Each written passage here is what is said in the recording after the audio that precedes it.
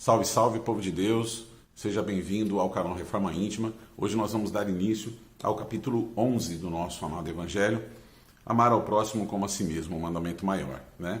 E aí o nosso texto, ele começa com uma passagem onde Jesus explica, né? Onde o Evangelho, na verdade, explica, né? Que Jesus estava com os fariseus e aí chega um mestre da lei, um doutor da lei, né? E pergunta para Jesus qual é o mandamento maior.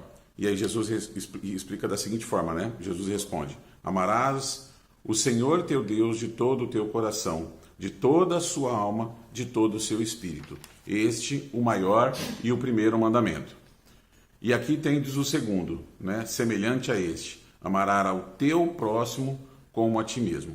Toda a lei e os profetas se acham contidos nesses dois mandamentos. Está em São Mateus, capítulo 22, versículos de 34 a 40. Vamos fazer uma pausa aqui para poder falar um pouquinho sobre esse texto, né? Quem era o doutor da lei? Quem era esse mestre da lei que vai perguntar para Jesus qual era a maior das leis, né? Qual o maior mandamento?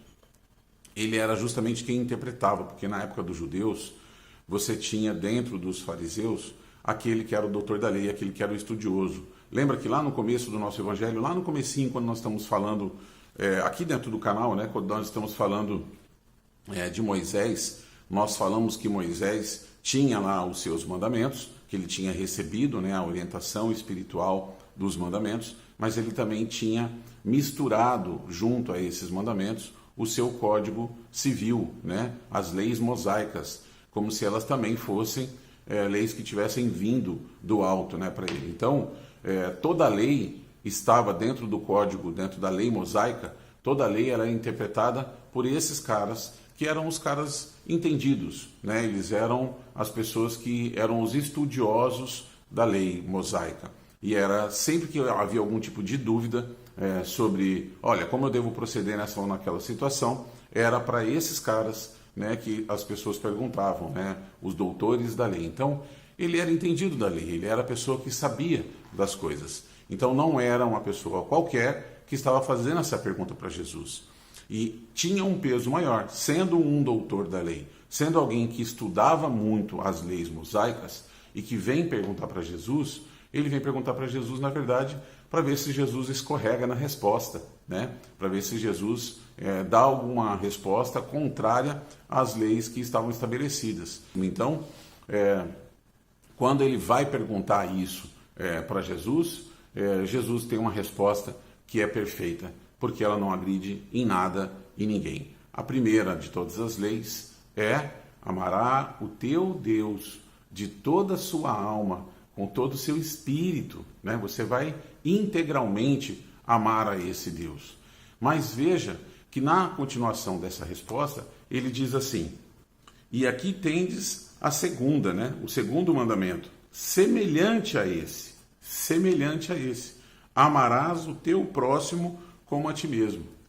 Como é possível amar a Deus, senão através do meu próximo? É a única forma. Amar a Deus não significa que eu vou dobrar os meus joelhos e vou ficar orando e clamando e louvando, né?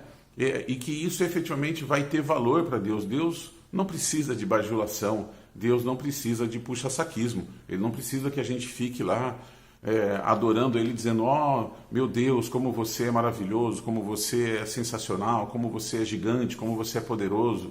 Deus não precisa disso, né? Deus não tem esse ego, Ele não tem essa necessidade. Ele precisa do quê? Ele precisa de mãos atuantes, ele precisa de braços fortes, ele precisa de corações amorosos, ele precisa que a gente possa olhar para o nosso próximo como nós olhamos para nós mesmos. Ele precisa que a gente ame o nosso próximo como a gente ama as nossas coisas, né? Todo esse egoísmo que existe dentro de nós. Então, ele faz esse estímulo dizendo o seguinte: você vai amar a Deus sobre todas as coisas, mas a única forma de você mostrar que você realmente ama esse cara que está lá em cima é amando esse povo que está aqui embaixo, é amando esse povo que está à beira, né, à sua volta. E aí você precisa demonstrar esse amor. Meu Deus, e agora? Como é que eu faço? Né? Eu achei que era só orar, eu achei que era só rezar, eu achei que era só levantar as mãos para o céu e dizer, eu te amo, meu Deus, né?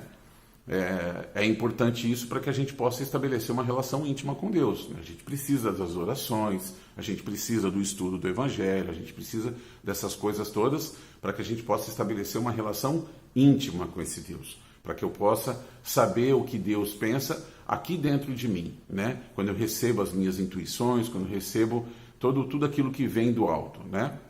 Mas eu só vou conseguir demonstrar esse amor daí realmente através do amor ao próximo. E aí ele dá um exemplo na continuação, ele dá um exemplo para nós, ele conta uma historinha, e ele fala que o reino dos céus é comparável a um rei que quis tomar conta de todos os seus servidores, né, todas as pessoas que deviam para ele, e ele manda chamar uma dessas pessoas que estava devendo para ele e que não tinha condições de pagar, e aí vai lá e pede para que vendam ele, que vendam a esposa, vendam os filhos e vendam todas as coisas dele, né? Para que ele consiga reunir a condição de poder fazer esse pagamento. E aí quando ele vai ter com esse servidor, o servidor clama, pede 1000 perdões, pede que ele seja ajudado, e aí esse rei, ele diz, né, então o Senhor, tocado de compaixão, deixou ir e perdoou sua dívida. Mas, o que acontece? Esse servidor também tinha as pessoas que deviam a ele. E ao encontrar com alguém que devia a ele, o que ele fez? Ele foi vigoroso na sua cobrança. Ele não teve a mesma atitude que o seu rei teve com ele, né? Ele quis escravizar, ele quis prender, ele quis que pagasse a sua dívida. Ele não perdoou a sua dívida. Esse comportamento, né, ele está tendo uma atitude diferente para com o seu irmão, para o seu próximo, do que tiveram com ele. Qual era a expectativa dele? Quando ele pediu perdão para o rei, ele tinha expectativa de que ele fosse perdoado, e assim ele o foi. O que ele queria para ele? Ele queria para ele o perdão da dívida. E como ele pode querer alguma coisa diferente para o seu próximo? Como ele pode querer alguma coisa diferente para o seu irmão que está devendo para ele? É disso que o Evangelho está falando, né? Na prática é disso. Eu quero as melhores coisas para mim, né? Só que na hora de eu olhar para o meu próximo, daí não vale. Daí eu quero um vigor, daí eu quero a rigidez da lei, aí eu quero que as coisas todas me favoreçam. Porque no final das contas é isso. Se trata de novo do meu egoísmo, do meu olhar para mim mesmo. Eu quero tanto o perdão das minhas ofensas, eu quero tanto o perdão das minhas dívidas, das minhas falhas, mas também quero que o outro me pague, eu quero que o outro me favoreça. Então eu quero ser favorecido dos dois lados, eu estou olhando único e exclusivamente para mim. E isso não é amar o próximo, e isso não é amar a Deus. É não seguir o seu Evangelho, é não seguir as orientações que o Cristo veio trazer para nós. Então nós precisamos estar atentos a isso, né? E ele diz assim, ó, é a expressão mais completa da caridade, porque resume todos os deveres do homem para com o próximo. É a expressão mais completa da caridade. Fora da caridade não há salvação. O nosso Evangelho do Espiritismo vem dizer isso para nós. Nós precisamos ter esse olhar, nós precisamos desenvolver esse olhar, porque nós não temos, né? Nós estamos na nossa dificuldade também, cada um na sua, buscando esse desenvolvimento. Outros nem buscando estão ainda, né? Mas a gente está buscando esse despertar.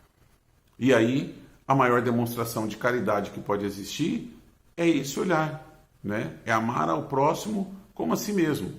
Ter o mesmo cuidado com o próximo com que a gente tem para a gente.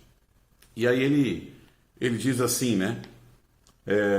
Com que direito nós exigiríamos dos nossos semelhantes melhor proceder, mais indulgência, mais benevolência e devotamento para conosco do que temos para com as outras pessoas? A prática dessas máximas tende à destruição do egoísmo. É deixar de existir o eu. Nos mundos felizes, a gente fala muito de evolução aqui, né? Dentro do nosso canal e dentro da própria doutrina, nos mundos felizes, o que acontece? Lá os espíritos já não olham mais para si. Porque imagina que um espírito que conseguiu evoluir, que conseguiu caminhar, ele está numa condição de luz.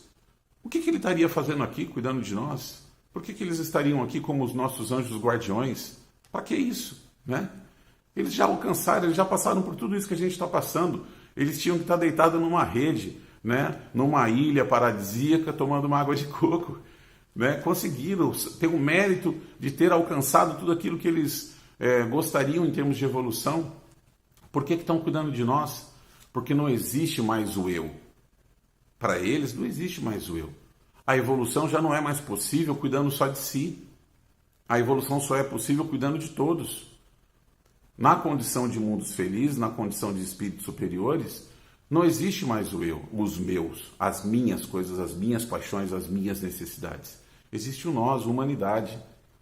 Existe um bem-querer e um cuidado com todos. Só é possível avançar a partir dessa situação quando nós não temos mais o amor egoísta, né? Aquele que só olha para si. E aí, verdadeiramente, nós estaríamos amando ao próximo como a nós mesmos. No finalzinho, ele diz que quando nós adotarmos a regra de conduta, né, como base de todas as nossas instituições, os homens compreenderão a verdadeira fraternidade e farão entre eles reine a paz e a justiça. Imagine que se nós adotarmos esse proceder de amar ao próximo como a nós mesmos, se todos nós fizermos isso, nós não precisaríamos nem de Código Civil, nós não precisaríamos nem de Código Penal, nós não precisaríamos de mais nada. Está tudo aí. Né? Toda a lei e os profetas estão aí. Se a gente tiver essa característica de agir, de atuar em relação ao nosso próximo, como nós gostaríamos que fizessem as coisas para nós, não tem mais com o que se preocupar. Não tem mais prejudicar o outro. Não tem mais vantagem sobre o outro. Não tem mais agredir o outro, ofender o outro. Tudo acaba. Vai reinar o quê? A paz e a justiça. Porque nós seremos pacíficos em nossas atitudes, nós seremos justos em nossas atitudes. E aí está tudo resolvido. Parece simples, né? Mas é uma longa jornada que a gente precisa dar um passo após o outro. Um passo curto e firme após o outro. Nada de passos largos, nada de querer voar, nada de salto evolutivo. É um passo após o outro. A gente vai construir essa verdade dentro dos nossos corações. A gente vai construir essa forma de amar o nosso Pai, o nosso Criador, o nosso Deus, através do nosso irmão que está à nossa volta. E às vezes o irmão que é o irmão mais difícil, né? O irmão que é a oportunidade de aprendizado, aquele que mexe comigo, que abala o meu ânimo, né? Que mexe com todas as minhas emoções.